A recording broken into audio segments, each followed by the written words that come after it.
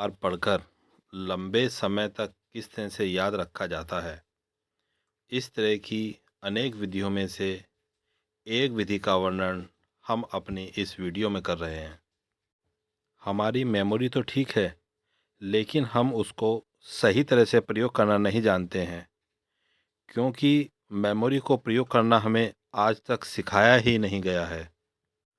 हम unlimited memory के साथ इस दुनिया में आए हैं। हम अपनी मेमोरी को ट्रेन करना नहीं जानते, हम उसे रन करना नहीं जानते, हम उसे प्रोग्राम करना भी नहीं जानते हैं। हमारे पास 80 बिलियन न्यूरॉन्स हैं और एक न्यूरॉन्स में 82 जीबी 82 जीबी डाटा सेव हो सकता है। इस तथ्य से हम पता लगा सकते हैं कि हमारे पास मेमोरी का कितना बड़ा भंडार है, और साथ के साथ हमारा माइंड आवश्यकता पड़ने पर नए न्यूरॉन्स भी बना सकता है। हमारे पास एक बहुत बड़ा मेमोरी सेंटर है। उस मेमोरी सेंटर के बाहर ये कह सकते हैं कि एक चौकीदार बैठा हुआ है। जब हम कोई मेमोरी या कोई इन्फॉर्मेशन उस मेमोरी सेंटर में स्टोर करते हैं, तो वो चौकीदार उस मेमोरी या उस डाटा को वहीं पर रोक देता है, क्योंकि वो हमारी लैंग्वेज नहीं जानता और हम उसकी लैंग्वेज नहीं जानते। हम अपने तरह से स्टोर करना चाहते हैं उस डाटा को, वो अपने तरह से स्टोर करता है, और इसी वजह से वो इन्फॉर्मेशन हमें दोबारा मिलने में कठिनाई होती है। यदि हम उस स्टोर कीपर की लैंग्वेज को समझ जाएं, उसके साथ एसोसिएटेड हो जाएं, तो हम अपनी मेमोरी को बहुत लंबे समय तक याद रख सकते हैं। इस मेमोरी स्टोर के अंदर मेमोरी अलग अलग तरह से स्टोर होती है, जैसे साउंड मेमोरी, विजुअल मेमोरी और मसल्स मेमोरी। साउंड मेमोरी के अंदर आवाज़ें, विजुअल मेमोरी के अंदर पिक्चर्स, मसल्स मेमोरी के अंदर फीलिंग्स आदि। इसी तरह से अलग अलग तरह से मेमोरी स्टोर सेंटर के अंदर सेव होती है।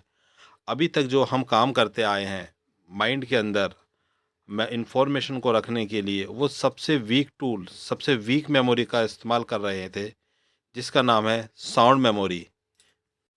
इसको एक एग्जाम्पल के द्वारा समझा जा सकता है। जैसे यदि हम बहुत समय बाद अपने किसी पुराने मित्र से मिलते हैं, तो हमें उसका नाम याद नहीं आ रहा होता, लेकिन हम उसको देखकर, उसका फेस देखकर पहचान जाते हैं, ये हमारा मित्र है। वो नाम जो हमें याद नहीं आ रहा, उसका कारण ये है कि जो उसका नाम है वो साउंड मेमोरी के अंदर पड़ा हुआ है। जो उसका चेहरा है वो विजुअल मेमोरी में है। विजुअल मेमोरी स्टोर करने का एक बहुत मजबूत साधन है, और साउंड मेमोरी सबसे वीक साधन है। इसी वजह से हमें उसका नाम ध्यान नहीं आता है, अपने उस मित्र का चेहरा ध्यान आ जाता है। जब हम अपने माइंड के मेमोरी सेंटर में कोई इन्फॉर्मेशन सेव करते हैं, तो उसके लिए आवश्यक है कि हमारा माइंड कंसंट्रेट हो और एसोसिएटेड हो, जिसकी वजह से जो माइंड मेमोरी सेंटर के बाहर जो चौकीदार रूप में कोई व्यक्ति बैठा है, समझने के लिए बता रहे हैं ये केवल हम आपको, वो तभी इन्फॉर्मेशन को स्टोर करेगा जब वो फोकस होगा और उस इन्फॉर्मेशन के साथ एसोसिएटेड होगा। स्टोर कीपर के पास एसोसिएटेड होने के लिए 5 महत्वपूर्ण तथ्य हैं। उनको हम नीचे एक्सप्लेन कर रहे हैं। इसको एक एग्जाम्पल से समझते हैं। जैसे यदि हम एक मूवी देखने जाते हैं, वो कलर मूवी देखते हैं और दूसरी तरफ ब्लैक एंड वाइट मूवी देखते हैं। मूवी सेम है, अंतर केवल कलर और ब्लैक एंड वाइट का है, तो हमें कौन सी अच्छी लगेगी मूवी? जाहिर है कि हमें कलर मूवी अच्छी लगेगी। एक तरफ मूवी छोटे पर्दे पर दिखाई जा रही है और दूसरी तरफ बड़े पर्दे पर दिखाई जा रही है, तो हम कौन सी पसंद करेंगे? जाहिर है कि हम बड़े पर्दे पर की मूवी पसंद। एक तरफ मूवी साइलेंट है और दूसरी तरफ फुल ऑफ डायलॉग है, तो हम कौन सी मूवी पसंद करेंगे? इसमें हम डायलॉग वाली मूवी पसंद करेंगे, जिसमें आवाज़ होगी। साइलेंट मूवी नहीं पसंद करेंगे। एक मूवी में पोस्टर चल रहे हैं, पोस्टर में किस तरह से है?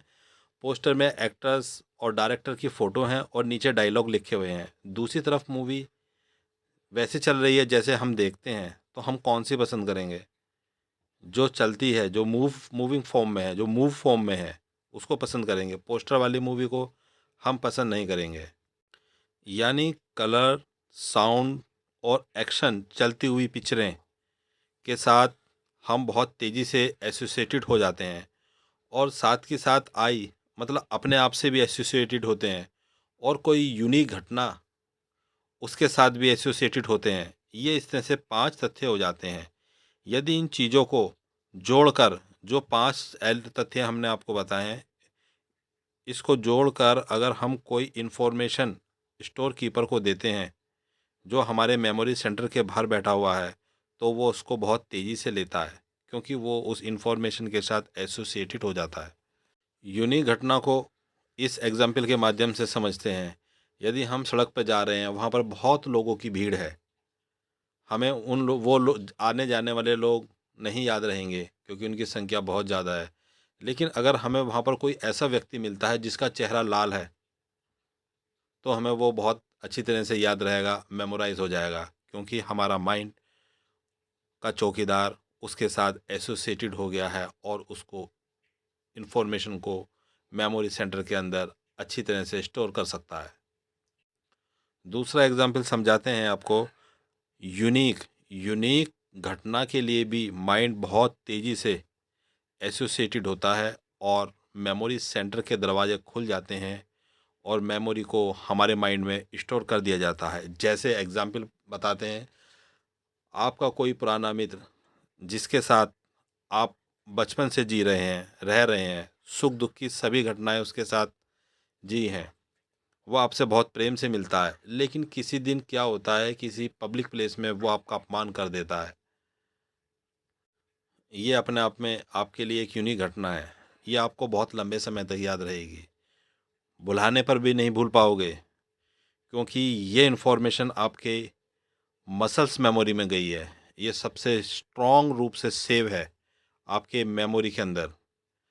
ये सबसे लंबे समय तक याद रहने वाली घटना होगी, मसल्स मेमोरी, जो फीलिंग के रूप में स्टोर होती है।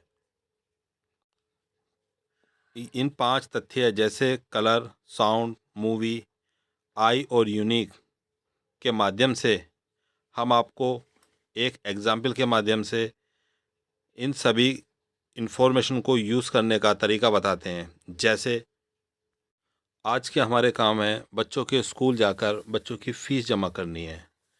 उसके बाद पिताजी को लेकर डेंटिस्ट के पास जाना है, और साथ के साथ एक छोटे बच्चे का जन्मदिन है जो हमारे पड़ोस में रहता है, उसके जन्मदिन पर फुटबॉल गिफ्ट करनी है, और घर के लिए एक तरबूज खरीद के लाना है। बैंक जाना है, कुछ पैसे निकालने हैं, और छठा काम आता है, गाड़ी की सर्विस करानी है, और एक उसके बाद का एक काम और है, एलआईसी की पॉलिसी डिपॉजिट करनी है। हम इन सारे कामों को एक पर्चे पर लिख लेते हैं, और फिर पर्चा भूल जाते हैं। ये सारे काम याद नहीं आ रहे होते।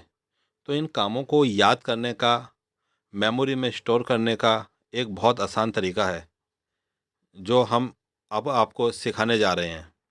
जैसे हम सबसे पहले इन 7 बातों को किस तरह से याद करेंगे, उसका तरीका ये है। जैसे हम अपने स्कूल में जाते हैं, जाने पे हम विजुलाइज करेंगे हम स्कूल जा रहे हैं।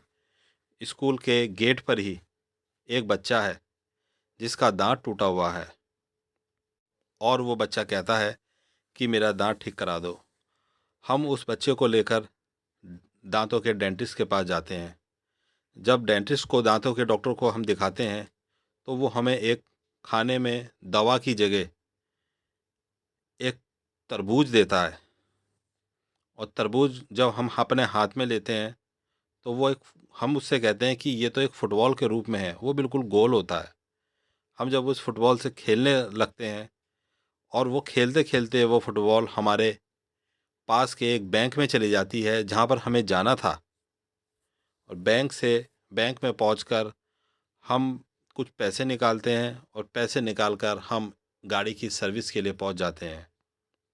गाड़ी की जब सर्विस करा रहे होते हैं, तो हम वहाँ देखते हैं कि पास में कुछ लोग बैठ के एलआईसी की पॉलिसी डिपॉजिट कर रहे हैं, तो हम अपनी वहाँ पॉलिसी डिपॉजिट करने लगते हैं। इस तरह से हमने यहाँ पर सातों की सातों घटनाएं याद कर ली हैं। जैसे पहले हम अपने स्कूल गए। स्कूल के बाहर एक बच्चा मिला, बच्चे का दांत टूटा हुआ था। उसको डॉक्टर के पास ले गए। वहाँ पर उसने हमें दवा की जगह तरबूज दिया।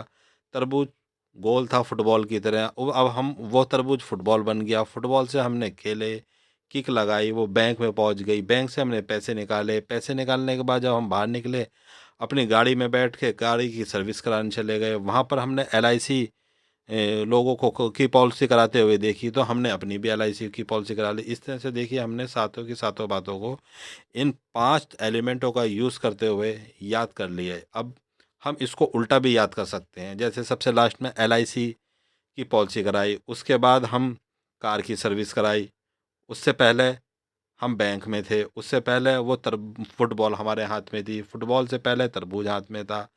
तरबूज हमें कैसे मिला? डेंटिस्ट के पास। डेंटिस्ट हम कैसे गए? स्कूल से। इस तरह से उल्टा या सीधा घटनाओं को याद किया जा सकता है। ये मेमोरी सेंटर को